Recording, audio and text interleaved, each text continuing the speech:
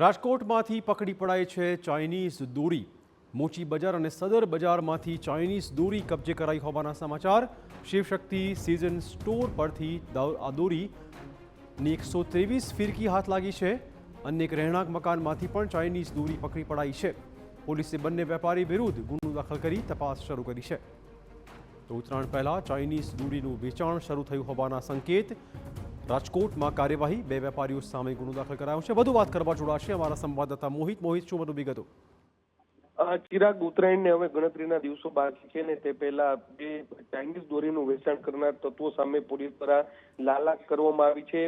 જે 123 જેટલી ચાઇનીઝ દોરીની ફિરકી સાથે જે એક શખ્સ છે તેની પોલીસે ધરપકડ કરી છે। આખા મામલાની વાત કરવામાં આવે તો મોચી બજાર અને સદર બજારમાં જે આવેલા સિઝન સ્ટોર છે ત્યાંથી આ ચાઇનીઝ દોરી છે તે પકડી પાડવામાં આવી છે। સદર બજારમાં આવેલ શિવશક્તિ સિઝન સ્ટોર અને જે મોચી બજાર આવેલ છે ત્યાંના એક રહેણાંક મકાનમાંથી આ ચાઇનીઝ દોરી છે તે પકડી પાડવામાં આવી છે ને પોલીસ બંને વેપારી વિરુદ્ધ ગુનો નોંધી અને કાયદેસરની કાર્યવાહી હાથ ધરી છે। ધન્યવાદ મોહિત, તમામ જાણકારી બદલ। તો બે વેપારીઓ સામે હાલમાં તંત્ર કામગીરી કરી રહ્યું છે।